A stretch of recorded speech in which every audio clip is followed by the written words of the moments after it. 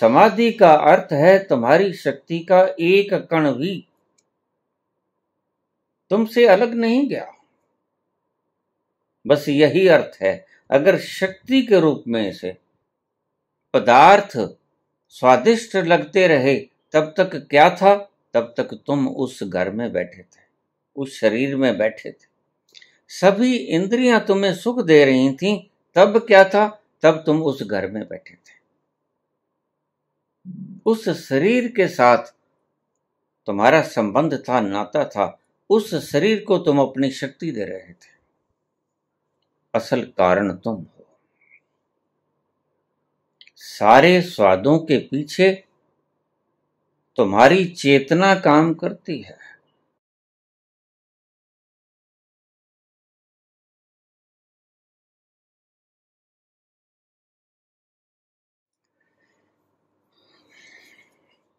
जीतन राम ज्ञानी बूढ़ा होया शेख फरीदा, कंबन लगी दे जे 100 वरियां जीवना, भी तां तन होसी खे। शेख फरीद का ये दोहा है। बूढ़ा होया शेख फरीदा, कंबन लगी दे।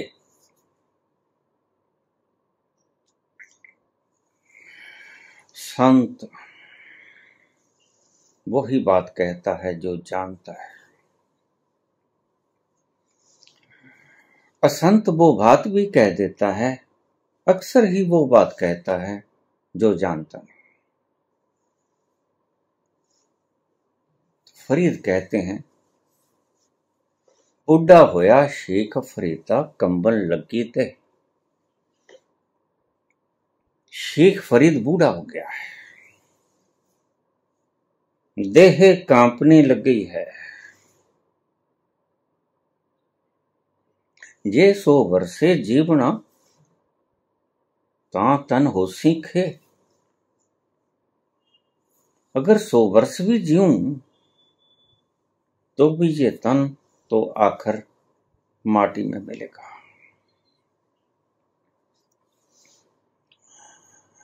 ये बात कोई फिलोसॉफिकल बात नहीं है, कोई दार्शनिक बात नहीं है। ये बात एक अल्टीमेट ट्रूथ है। तुम्हें जगाने के लिए, तुम्हें बताने के लिए नहीं। जानते तो तुम हो, लेकिन भूल जाते हो। जानबूझकर मृत्यु को तुम अचेतन मन की गहरी परतों में धकेल देते हो।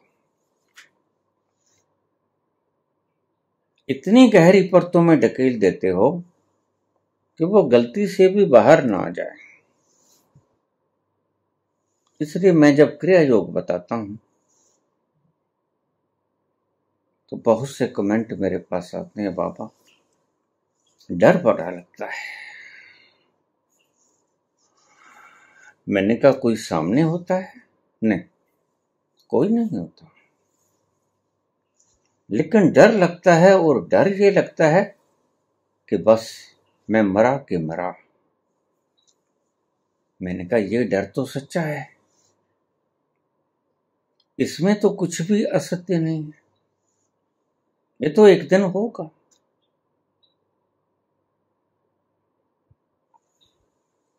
जब तुम्हारे भीतर तक ये बात फैल जाए कि मैंने मरना है, तो तुम कोई बुरा कर्म न कर सकोगे। आज संत जन बैठे हैं तथा कथित, उनका लक्ष्य कुछ और है, बता कुछ और रहे हैं। सत्य से उनका कोई ताल्लुकात वास्ता नहीं। ऐसी ऐसी बातें संत बताते हैं, तुम्हारे अगुआ मैं बड़ा हैरान होता हूं। मृत्यु के बाद की यात्रा,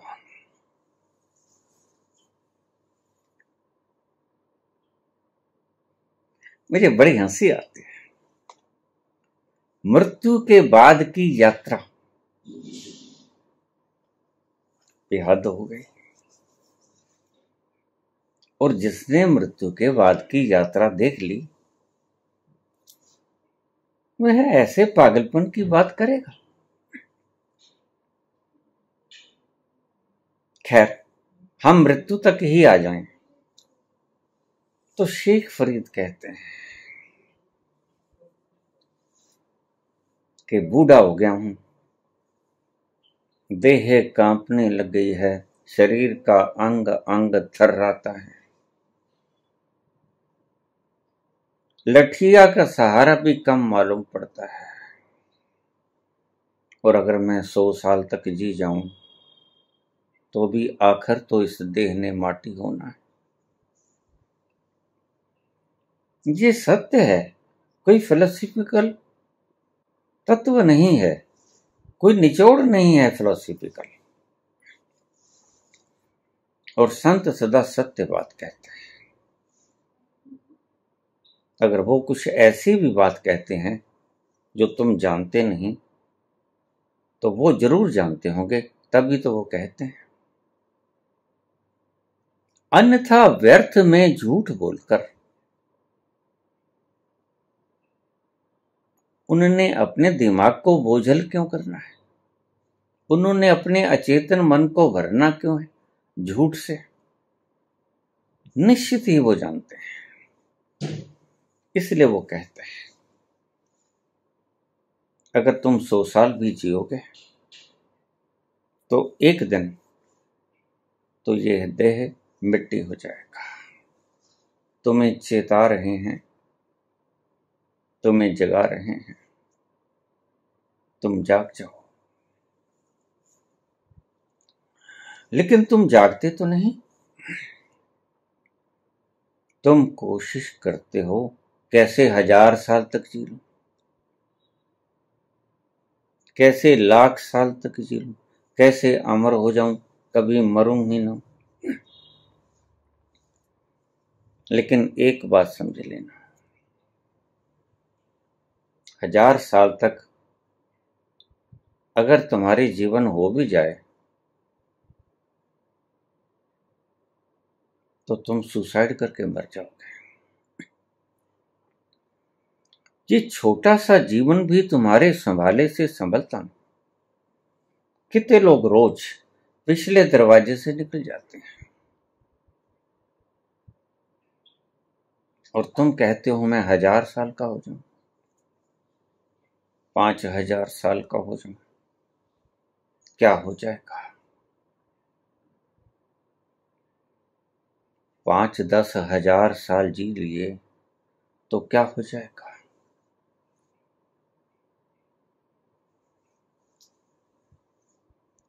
तुम्हें सुसाइड करना पड़ेगा। एक छोटा सा 150 साल का जीवन तुमसे ठीक से जिया नहीं जाता, तो जरा सोचो कि 1000 या 10,000 साल का जीवन तुम कैसे जी पाओगे? मरना ही पड़ेगा। और यही कहते हैं फरीद कि अगर मैं 100 साल भी जी जाऊं तो यह देह तो एक दिन मिट्टी होने को है। खे जे सो वर है जीवना, ये तन मिट्टी ये तन होसी खे।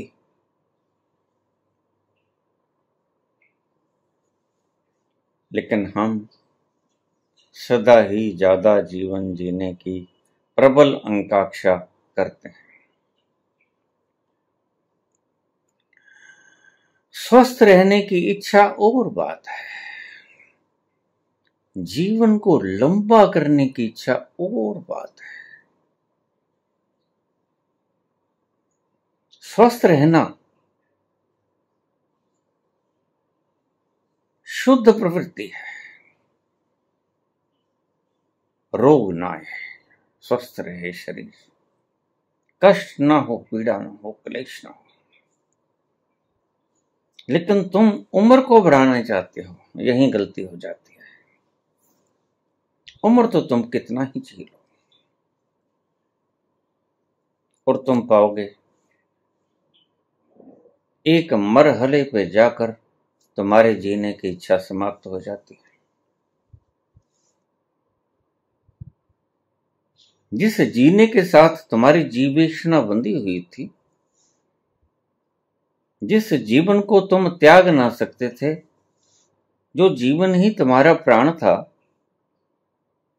वो जीवन एक मरहले पे, एक उम्र में आकर तुम खुद ही चाहते हो कि हम मर जाएं। ये अजीब सी बात है।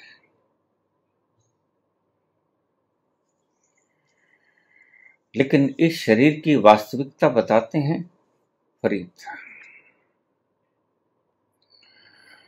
फरीद कहते हैं तुम्हारी लहराती हुई दाढ़ी सफेद हो गई है और तुम आगे ही आगे बढ़े जाते हो। उम्र का तकाजा है, पीछे सब कुछ छोड़ आए हो, आगे बढ़ना चाहते हो और बड़ी उमंगे हैं दिल में, बहुत कुछ पाना चाहते हो। लेकिन फरीद इससे बिल्कुल उल्टी बात कहते हैं। फरीद कहते हैं कुछ भी पालो, लेकिन जो पाने योग्य है, जिसको पाकर फरीद निहाल हो जाते हैं, बुल्ले शाह निहाल हो जाते हैं, अगर वो नहीं पाओगे तो फिर सब पाया बेकार है। फरीद कहते हैं कि ये देह तुम्हारा घर, तुम्हारे महल और तुम्हारा सोना, हीरे जवाहरात, खजाना, इनके ऊपर ज्यादा मान मत करना, भरोसा मत धर लेना। एक दिन यह छूट जाएगा। जब तक जीते हो तुम ये कहते हो मैंने ये कमाया, लेकिन जब मर जाते हो तो जो तुमने कमाया था तुम्हारे साथ जाता है? नहीं जाता। फिर तुमने कहां कमाया था? नहीं कमाया था। तो फरीद कहते हैं यह तन एक दिन मिट्टी हो जाएगा, सब राख और धूल में मिल जाएगा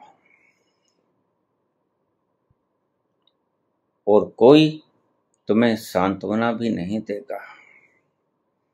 जिस सुंदर रूप और काया को तुम संभाले फिरते हो, सुंदर सुंदर सौंदर्य प्रसाधन लगाकर, वह धूल में मिल जाएगा, सड़ जाएगा तुम्हारा शरीर। यह सुंदर काया सब बिखर जाएगा। जीवन की डोर जिस दिन टूट गई, उस दिन कोई तुम्हें घर में रखने को भी राजी नहीं होगा। ध्यान रखना, जो तुम जिन्हें अपना मानते हो, तुम जिनसे अपार स्नेह करते हो, तुम्हारे जाते ही, ये पिंजरा खाली होते ही, फिर ये पिंजरे को एक घड़ी के लिए भी रखना ठीक नहीं समझेंगे। जल्दी करो, जल्दी करो, इसको आग लगा दो, इसको दफन दो। यह है तुम्हारा अंतिम हश्र, जिसके ऊपर तुम इतराते हो।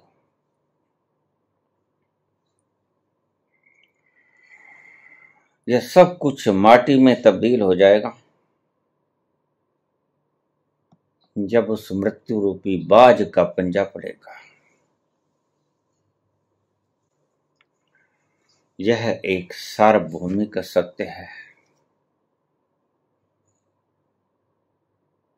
और यही अज्ञान है व्यक्ति का। रोज देखता है, आज वो चला गया, आज वो चला गया, लेकिन वो कभी सोचता नहीं कि मैं भी चला जाऊंगा। इसलिए ऋषियों ने, मैंने पहले भी बहुत बार आपसे कहा है, ऋषियों ने कहा कि रोज शमशान घाट में किसी मुर्दे के पीछे जाना, सिर्फ संख्या बढ़ाने के लिए नहीं, यह तुम्हारे लिए बड़ा हितकारी हो सकता है। मृत्यु का खौफ तुम्हारे अचेतन में जमा हुआ है गहरे तलों तक, और जब तुम रोज जाते हो, मुर्दों के पीछे रोज जाते हो, तो संसार में तुम्हें जीवन प्रधान लगता है। और रोज अगर तुम मुर्दे के पीछे जाओगे तो वह याद कर करके मृत्यु तुम्हारे गहरे अंतस में प्रवेश कर जाएगी। तुम्हें पता भी नहीं चलेगा कि किस दिन तुम जाग गए। थोड़ी सी बात समझना मेरे, जो भी जागा इस मृत्यु के कारण जागा, जो भी आज तक जागा, तुम्हें पता हो ना पता, उसके गहरे तलों पे मृत्यु छपी थी। बुद्ध मृत्यु के कारण अपने महल तख्तो ताज छोड़ देते हैं। मृत्यु दिख गई। जब तक मृत्यु दिखी ना थी तब तक यही सब्ज बाग नजर आते थे, और जिस दिन मृत्यु का दर्शन हो गया साक्षात, ये कोई कहानी नहीं है, यह जीवन का अंतरंग सत्य है।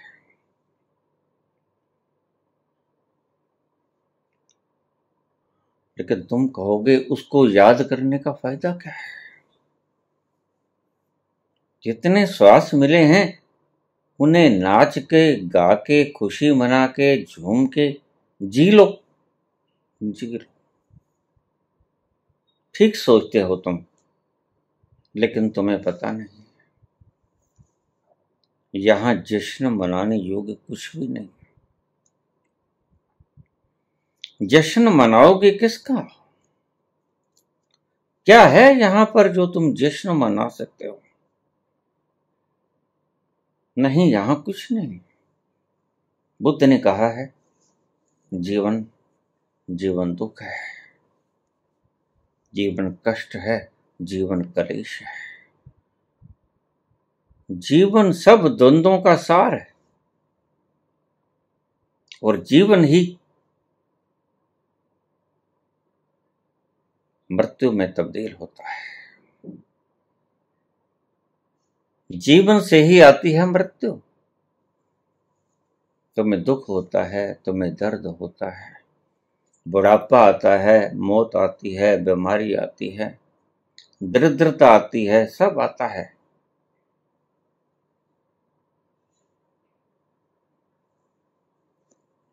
लेकिन तुम उस तत्व को नहीं पा सकते जिस तत्व को तुम कहते हो कि नाचो गाओ खुशी मनाओ। यहां थोड़ा सा बेस समझ लेना। नाचो गाओ खुशी मनाओ, ऐसा तो एक अभिनेता भी कर सकता है। कोई भी अभिनेता नाच सकता है, गा सकता है, खुशी मना सकता है, झूम सकता है, गीत गुनगुना सकता है। एक तरफ तो ये खुशहाली, और दूसरी तरफ वो भीतर से आया हुआ गीत, जिसे मैंने गीता कहा। संतों ने गीता कहा, वो मद, वो बेहोशी, वह खंड ब्रह्मांड का आनंद, और एक तरफ तुम्हारी लीपा पोती की हुई, बाहर से लीपा पोती किया हुआ झूमना, गाना, नृत्य करना, इन दोनों में बड़ा विशाल अंतर है। और अफसोस कि तुम सारा जीवन नहीं, सारे जीवन नाचते हो, गाते हो, खुशी मनाते हो, लेकिन वो नाचना, वो गाना बाहर के तौर पे होता है, वो बाहर के सर्कमस्टेंसेस से आता है। बाहर का सर्कमस्टेंस बदल गया तो तुम खुश हो जाते हो। एक ऐसा भी दल है जहां से दुख आता ही नहीं, लाख कोशिश कर लो लेकिन दुख नहीं आएगा। वहां से जो भी आएगा वह परम आनंद और सौभाग्यशाली होगा। जो भी आएगी खुशी की फुहार आएगी, आनंद का संदेशा आएगा, प्यार की पाती आएगी, लेकिन उस संदेश को, उस पाती को तुमने कभी पढ़ा नहीं। क्यों? क्योंकि वो तुम्हारे पास कभी आई नहीं। ना वो पाती तुम्हारे पास आई, ना वो संदेश तुम्हारे पास आया। तुम अछूते रह गए, कितने जन्मों से अछूते फिर रहे हो। तलाश उसी की है। भटक गए हो, ये तुम्हारे मार्गदर्शकों ने भटका दिया है तुम्हें। ना ये खुद आनंद में झूम सकते हैं, ना ही तुम्हें बतला सकते हैं कोई रास्ता, क्योंकि अभी तो इन्होंने वो शराब पी ही नहीं। जिसने खुद ही नहीं पी और जो दूसरों को पीने से रोक रहा है, वह उस परम शराब की बात कैसे कर पाएगा? वह कैसे लुत्फ ले पाएगा उस परम शराब का, जो इस यहां की मैखाने की शराब को निंदित करने लगा, जो कहता यहां की शराब मत पियो। और सभी धर्मों ने यही उपाय किया। इस्लाम भी कहता है यहां शराब मत पियो, और उसका फल क्या मिलेगा? तुम जन्नत में जाओगे और वहां शराब के चश्मे बहते हैं।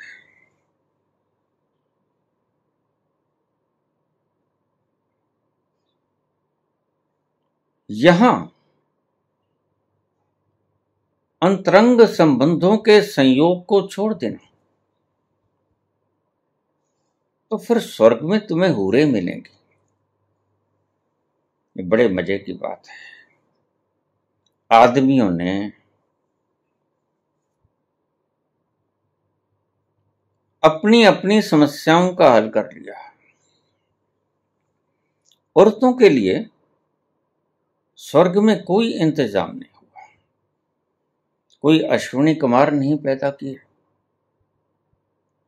आदमी के लिए उर्वशा, मेनका, रंभा, ये सब, लेकिन स्त्रियों के लिए कोई अश्विनी कुमार, कोई किसी प्रकार का अन्य सुंदर पुरुष इन्होंने इजाद नहीं किया। यद्यपि उर्वशी, रंभा, ये सब अप्सराएं भी इजाद की हुई हैं तुम्हारे मन की, और तुम्हारे सारे धर्म ग्रंथ आदमियों ने बनाए। इसलिए स्त्रियों को उन्होंने उपेक्षित कर दिया, नेग्लेक्ट कर दिया। तो यहां शराब मत पियो, वहां शराब के झरने मिलेंगे।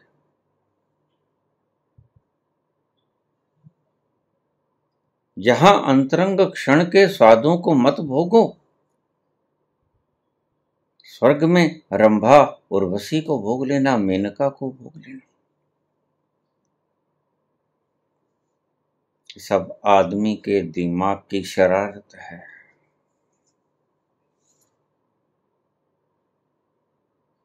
लेकिन असल में ये गलती खा रहे हैं। जिसने तुम्हें जहां शराब पीने से रोका, उसने क्या खुद पी होगी? और जिसने तुम्हें यहीं रोक दिया, वह तुम्हें बड़ी शराब की तरफ जाने के लिए प्रेरित कर सकेगा, रास्ता बता सकेगा। जिसने खुद ही नहीं पी, वो तुम्हें क्या रास्ता बताएगा?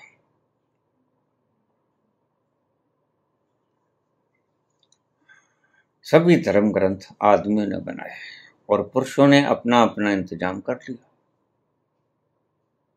स्त्रियों को भूल ही गए कि स्त्रियों के भी सुख साधनों की कोई उपाय करना है।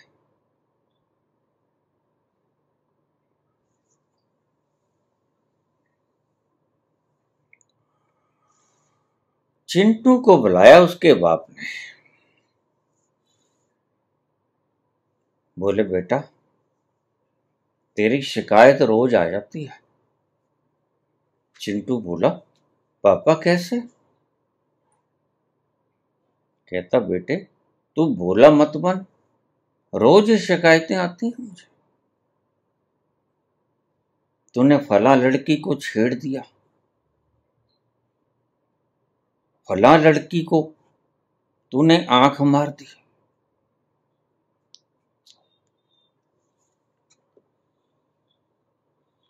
फला लड़की को तूने कमेंट कस दिया।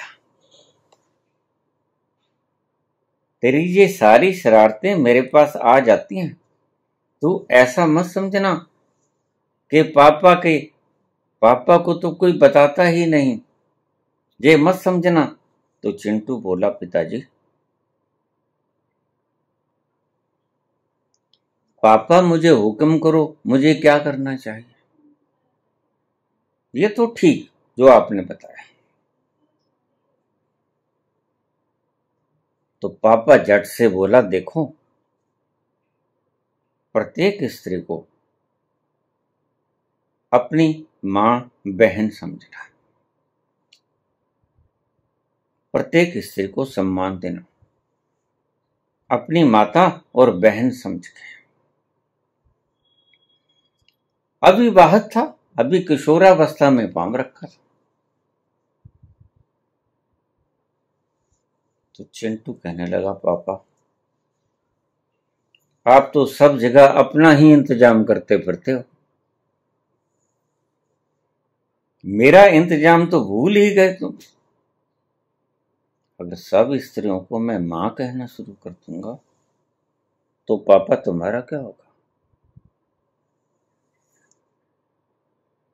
फिर तुम्हारा कैरेक्टर खराब हो जाएगा। बस ऐसा ही हमारे धर्म उपदेशकों ने जो शास्त्र लिखे तो ऐसे ही पार्शियलिटी थे, और पार्शियलिटी ही इस बात की सूचना देती है कि यह ठीक आदमियों ने लिखे नहीं। सभी कुछ आता है, मृत्यु आदमी को भी आती है, मृत्यु स्त्री को भी आती है, बूढ़ा जवान और बालक और मरण ये पुरुष को भी होता है, ये स्त्री को भी होता है।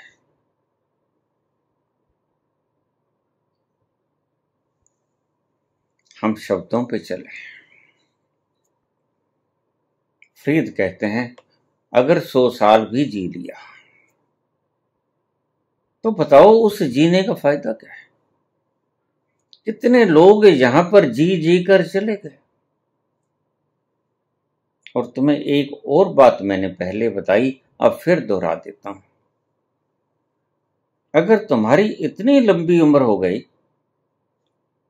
बहुत से लोग बाग तो इस छोटी सी उम्र को भी सह नहीं पाते, उन्हें आत्मघात करना पड़ता है। और अगर लाख साल की तुम्हारी जिंदगी हो गई और तुम खुद को मारने से भी नहीं मरे, तो जरा सोच के देखिएगा वह परिदृश्य क्या होगा। तुम मरना चाहोगे, मौत आएगी नहीं। अगर ऐसा जुगाड़ हो जाए फिर तुम करोगे क्या? अब तुम जीना चाहते हो, फिर तुम मरना चाहोगे, मृत्यु नहीं आएगी।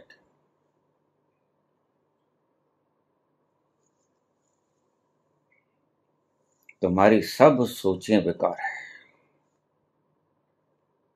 जिसने इस सृष्टि का निर्माण किया है उसने सोच समझ के किया है। वो चाहे तो तुम्हारी उम्र ज्यादा भी कर सकता था, और एक दृष्टि से देखा जाए तो तुम्हारी उम्र पहले से ही बहुत ज्यादा है। मान्यताओं की बात है। इस्लाम और ईसाईयत नहीं मानती कि हमारे बहुत से जन्म होते हैं, बस एक ही जन्म है। और उसके पीछे का एक राज था कि जब तुम्हें यह कहा जाएगा कि बस एक ही जीवन है, तो तुम इसी जीवन के अंदर पूरी शक्ति लगा दोगे। इन शब्दों को आप गौर से समझें। इस एक ही जन्म में पाने के लिए तुम पूरी शक्ति को निहित कर दोगे, इन्वॉल्व कर दोगे। गहरा अर्थ बता रहा हूं तुम्हें। जब एक ही जीवन है, दूसरा जीवन मिलता ही नहीं, तो इसके पीछे का एक गहरा राज था। जब तुम्हें पता है कि हमें एक ही जीवन मिला है, तो तुम इस जीवन को जीने में अपनी सारी शक्ति झोंक दोगे, और बात वहीं चली जाएगी जहां भी तुम अपनी सारी शक्ति झोंक देते हो। पूरी कंसंट्रेशन के साथ आप किसी भी कृत्य को लीन होकर करते हैं, फिर तुम्हारा अपने आप के आत्म तत्व तक पहुंचना बड़ा आसान हो जाता है। यही तो सूत्र है। जिस भी काम को करो परिपूर्ण रूप से करो, 100% करो, इन्वॉल्व हो गए। तुम्हें कुछ ना पता लगे। जब तुम्हारी समाधि लगती है, तुम जानते हो क्या होता है? तुम्हारी शक्ति का एक कण भी बाहर नहीं बिखरता। तुम चहुं ओर से, 10 दिशाओं से, हजारों दिशाओं से अपने एक एक कण की शक्ति को समेट लेते हो, और उस सारी शक्ति को समेटकर तुम अंत समय छलांग लगा देते हो, और तुम तत्क्षण पहुंच जाते हो। उसे ही समाधि कहते हैं। समाधि का अर्थ है तुम्हारी शक्ति का एक कण भी तुमसे अलग नहीं गया। बस यही अर्थ है। अगर शक्ति के रूप में इसे डिफाइन किया जाए, समाधि में तुम एक होते हो। समाधि में तुम सारी शक्ति को कछुए की तरह अपने खोल के बीच में छुपा लेते हो। और यही था हमारा कच्छप अवतार। उसका यही मतलब था कि इंद्रियों की सारी शक्ति को अपने भीतर संभालो और तुम अवतार हो जाओगे।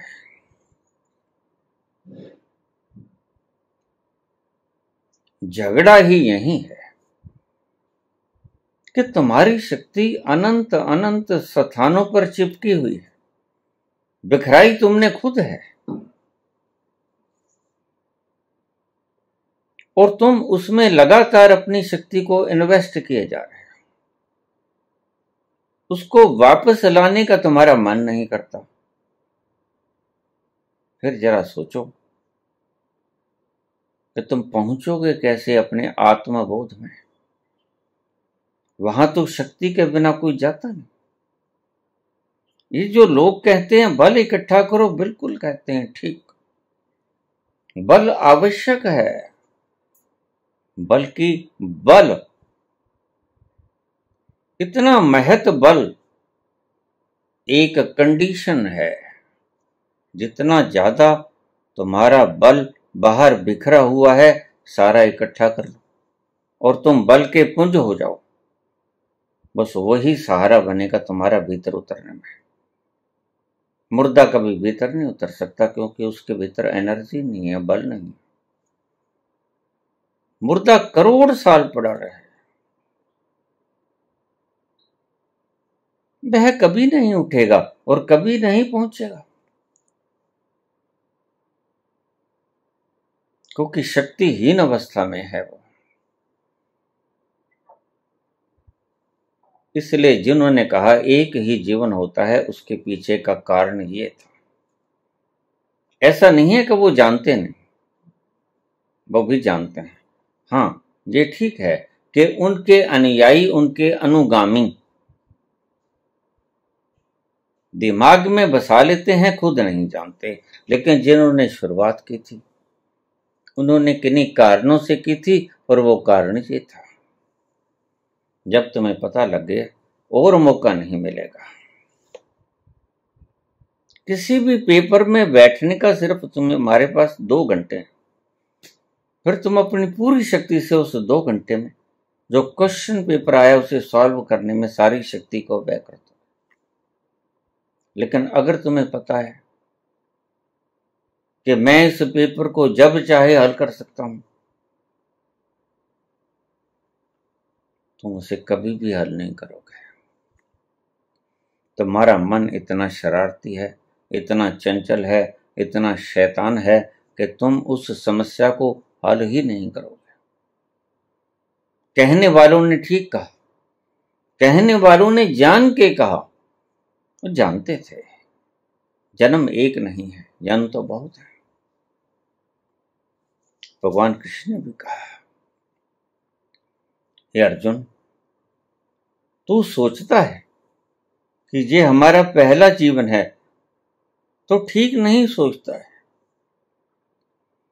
इससे पहले भी हमारे दोनों के बहुत से जन्म हो गए। क्या कहना चाहते हैं कृष्ण? कृष्ण स्पष्ट करना चाहते हैं, इससे पहले भी हमारे दोनों के बहुत से जन्म हो चुके हैं। इसमें स्पष्ट होता है कि कृष्ण जानते हैं, और कृष्ण जो जानते हैं वो ही बतलाते हैं।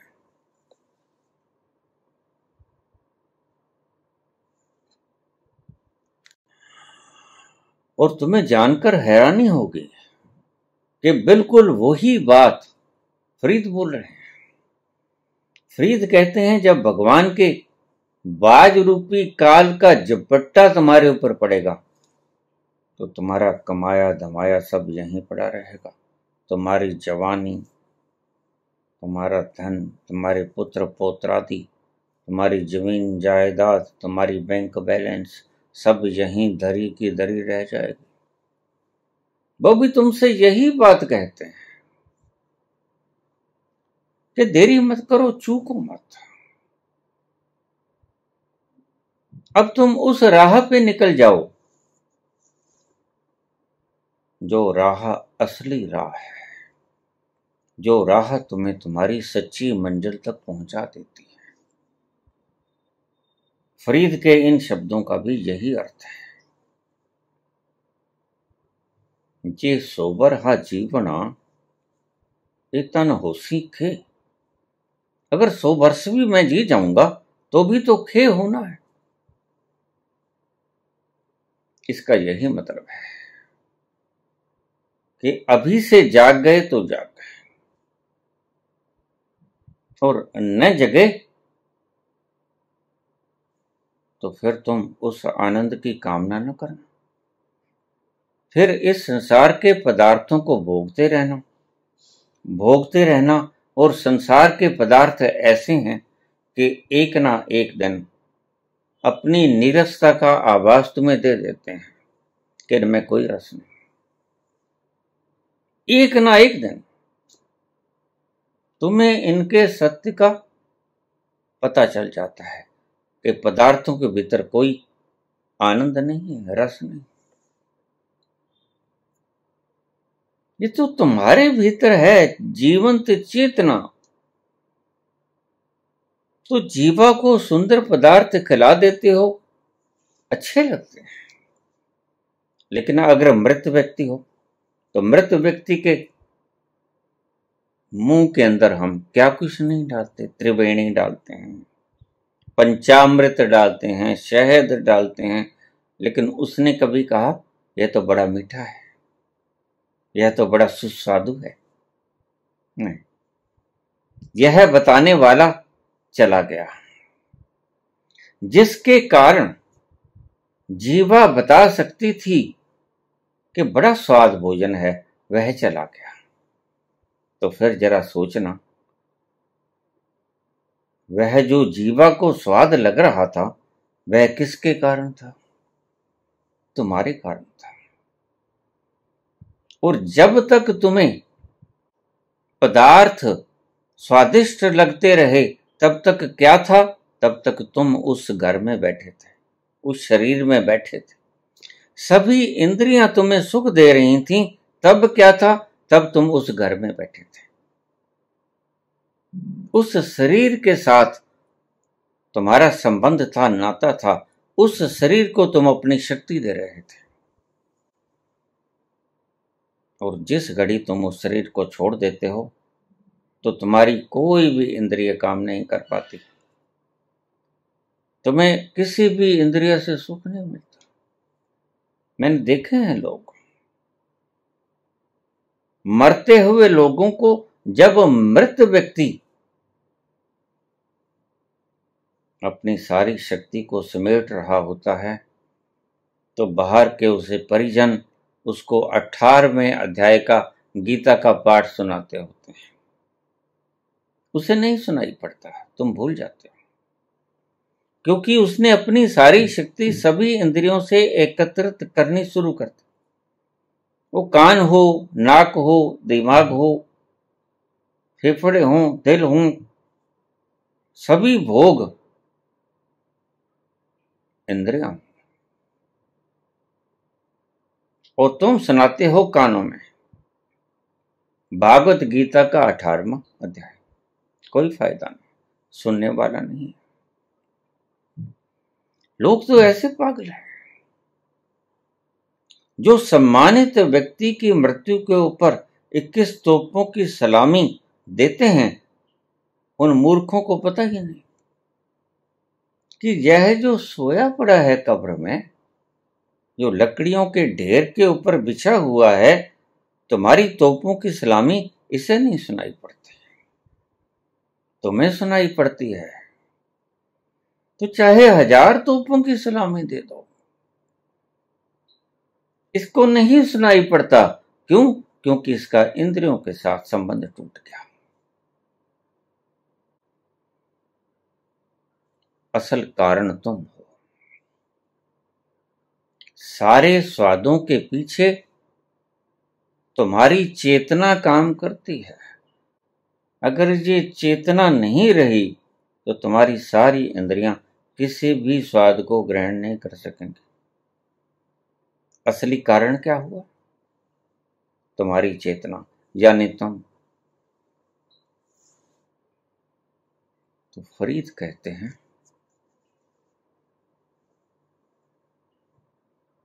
मैं 100 वर्ष का हो भी जाऊं, बूढ़ा हो गया हूं, 100 वर्ष का हो भी जाऊं, तो भी ये तन क्षय हो जाएगा, भस्म हो जाएगा, माटी हो जाएगा। लेकिन कितने ही संत ये बात कह के चले गए, लेकिन तुम्हारे कान पे जूं नहीं सेंकी। जरा भी तुम्हारी चेतना में ये बात गहरे में गई।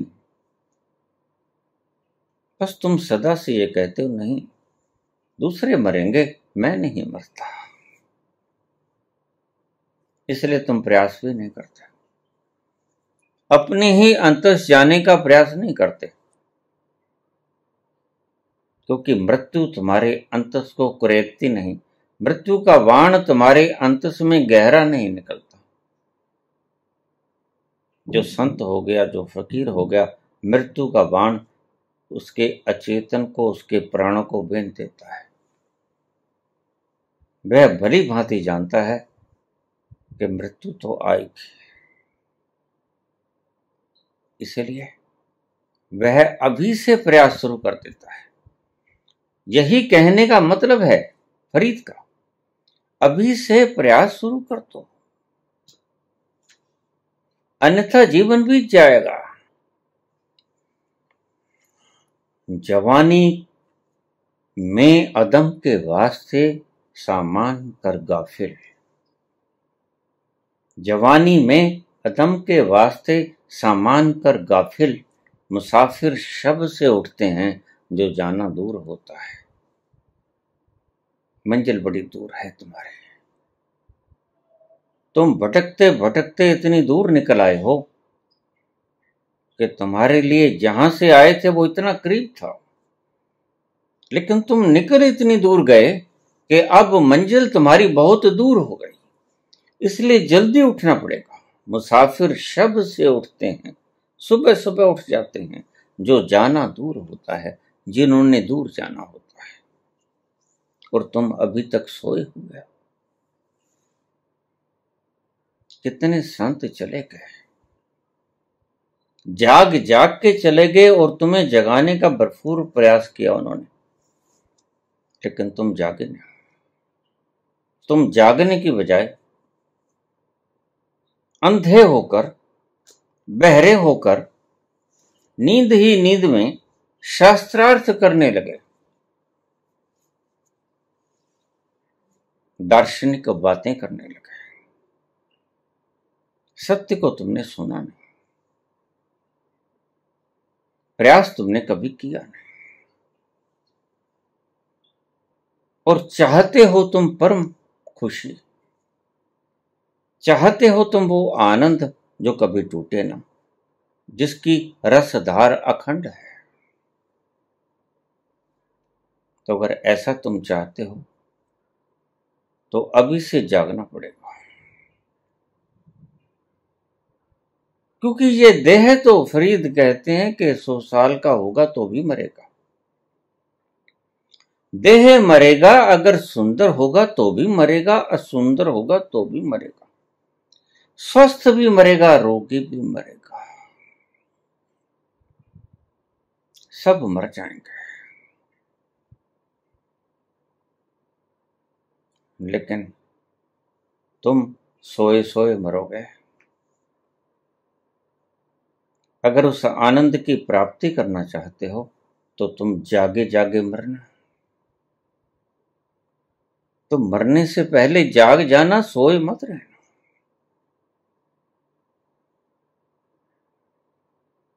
यही सोना तुम्हारे लिए नए नए जीवन प्रदान करने का कारण बना, जो तुम आज भी इस धरती पे विद्यमान हो। तुम सोए रहे, सदा सोए रहे, तुम कभी जागे नहीं, जागना होगा। शेख फरीद कहते हैं कि बूढ़ा होता है तुम्हारा शरीर, कभी बच्चा था, कभी मां के पेट में था, कभी जवान हुआ, कभी प्रौढ़ हुआ, और कभी मर भी जाएगा। तुम्हारा ध्यान ये खींचना चाहते हैं, एक एक शब्दों में बड़ी बड़ी दिशाएं होती हैं, उन डायमेंशंस को भी झांक लिया करो। फरीद कहते हैं यह देह मरेगा, बिल्कुल, यही कांपेगा, यही बच्चा था, यही जवान होगा, लेकिन एक ऐसा भी तत्व है जो शरीर की तरह नहीं है, जो शरीर से बिल्कुल उल्ट है, जिसके गुण, क्या वह ना बूढ़ा होता है, ना जन्मता है, ना बच्चा होता है, ना कभी गर्भ में होता है, ना कभी जवान होता है, ना ही कांपता है। वह तो बस सितर है। ऐसा तत्व भी है, उसको भूल मत जाना। और हमारा अध्यात्म का उद्देश्य ही ये है कि भूल तो गए हो उसे, बिला शक, अब उस भूले हुए को याद कर लो। उस भूले हो के याद कर लेना ही अध्यात्म है। अन्यथा भूले तो तुम हुए हो। कितने जीवन बीत गए, तुम भूल चुके हो। और अध्यात्म तुम्हें कहता है कि इस भूले हुए तत्व को याद कर लेना ही अध्यात्म है। तुम याद करने में अपनी सारी शक्ति खपा दो कि एक तत्व है जो इन सब घटनाओं से पार, इस परिधि से पार केंद्र में विद्यमान है। वो तुम हो। बाकी सब जड़ है, तुम्हारी परिधि के पास सब जड़ है।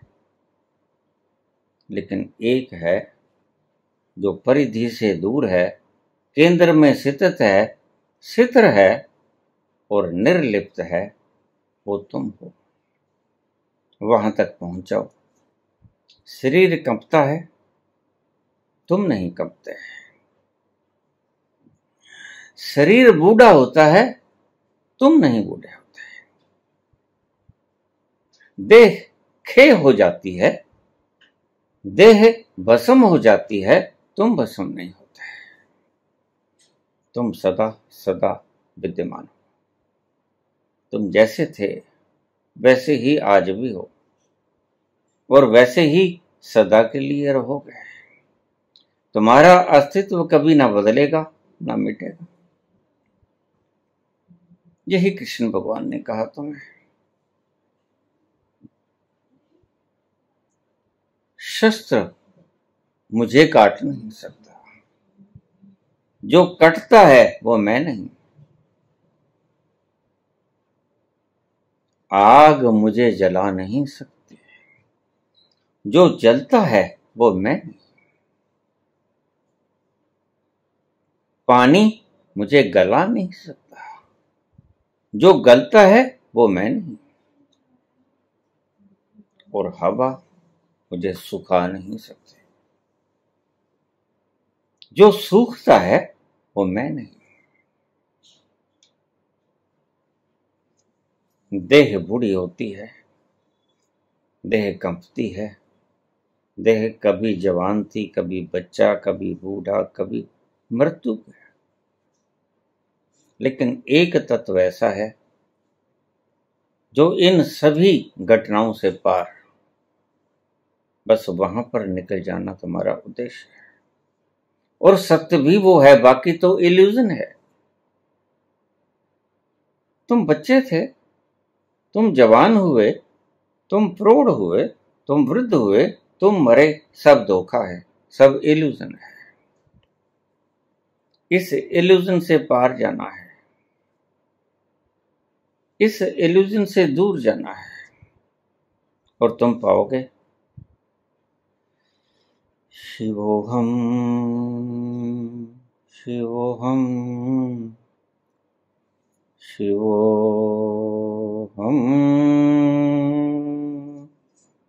शिवोहम। अमर आत्मा सच्चिदानंद मैं हूँ। शिवोहम शिवोहम शिवोहम शिवोहम। जिसे शस्त्र काटे नागनी जलाए, जिसे शस्त्र काटे न अग्नि जलाए, गलाए न पानी न वायु सुखाए, वही सच्चिदानंद आनंद में हूँ। शिवोहम शिवोहम शिवोहम शिवोहम। अमर आत्मा सच्चिदानंद में हूँ। शिवोहम शिवोहम शिवोहम शिवोहम। धन्यवाद।